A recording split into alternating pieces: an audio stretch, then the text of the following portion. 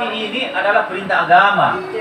Ya, silaturahmi ini juga memang yang menjadi bagian daripada bangsa ini besar.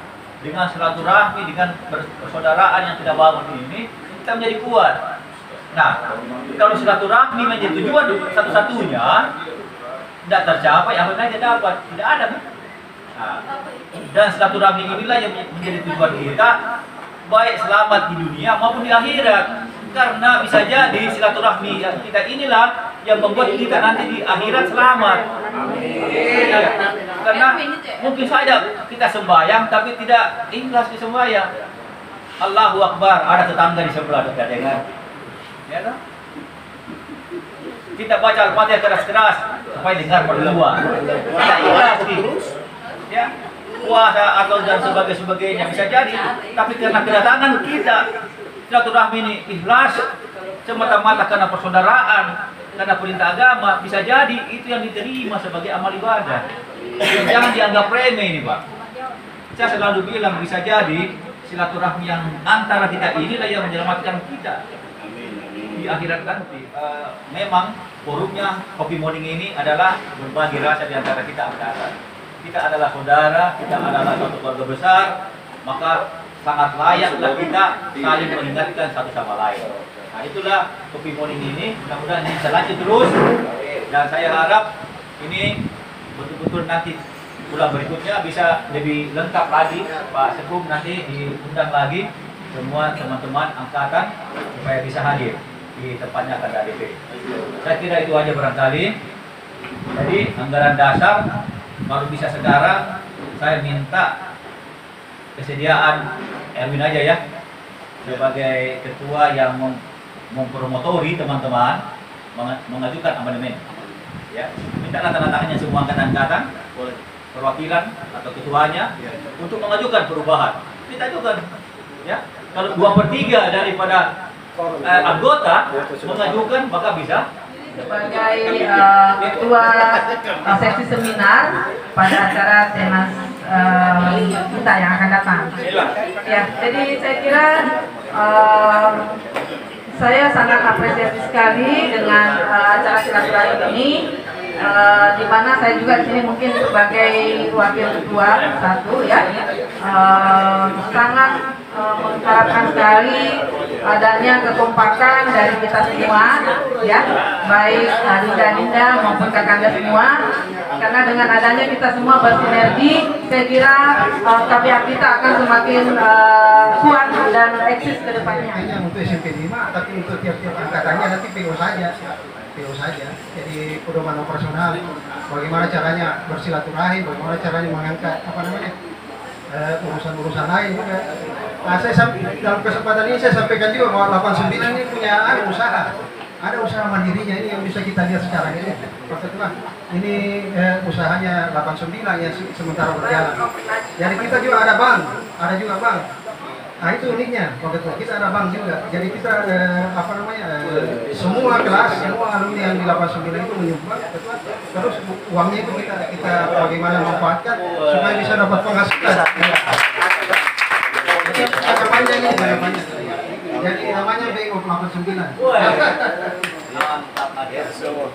Saya kira kegiatan ini dan semoga kita bisa menjalankan semua kegiatan kita dengan baik. Assalamualaikum warahmatullahi wabarakatuh. Nah, sekarang ini beliau ada di rumah sakit dan sesuai petunjuk Pak Ketum pergi memantau dan melihat langsung. Saya telah memberikan tugas kepada adik Halimah dengan Tobi, ya. Ini berdua dia sudah pergi menjenguk dan mendapatkan beberapa informasi tentang Wiwi. Mungkin kita pernah baca di info KDA.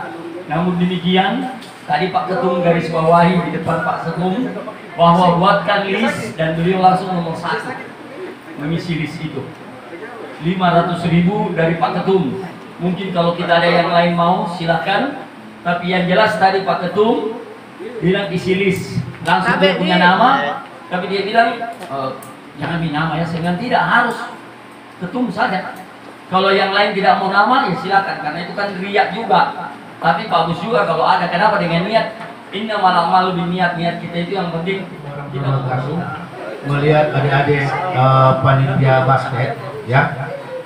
Panitia basket ini maksudnya kita kan mau ramai silaturahim, tetapi kalau ada masalah di angkatan, ini ya, ingat, ada masalah di angkatan, kita tidak usah mengadakan apa yang dikatakan Pak Ketum tadi, bahwa ada voting, apakah dia bisa ikut 2 grup, jangan. Kenapa? Kalau sampai dia ikut 2 grup, pasti angkatan lain akan mau bikin 2 juga. Jangan membingungkan panitia basket. Konsisten saja. Kita balik diskursusnya mengenai diskusi pada peraturan dan kebijakan. Peraturan adalah satu hal yang berbau konsistensi, istiqomah. Tapi berbicara kebijakan, ada hal-hal yang tidak istiqomah, berbicara mengkondisikan pada saat itu. Nah, korelasinya dengan kasus Polsa, kemarin Pak Ketua, walaupun secara normatif bahwa ini adalah hal dan apa, tetapi beliau kan dipanggil, muncul satu bedanya dalam voting. Iya, karena ini kasuistik, makanya saya kasih pada publik kasuistik. Artinya tidak berlaku untuk semua angkatan. Cuma karena ada hal yang kasuistik seperti ini, maka muncul satu kebijakan. Memang kebijakan itu bisa mengalahkan keputusan. Ini sudah ya, itu bahwa setiap aturan yang kita buat itu muncul kebijakan, aturan bisa kalah, otomatis aturan itu jatuh dengan munculnya itu kebijakan dari mungkin Pak Ketua Umum tadi yang ngomong, mungkin Pak pengurus mengatakan bahwa aturannya setiap angkatan 1 perwakilan pemain basket muncul kebijakan bahwa silakan dilempar lagi ke forum bahwa apakah bisa, itu kan kebijakan, itu tidak ada di aturan kan, seperti itu.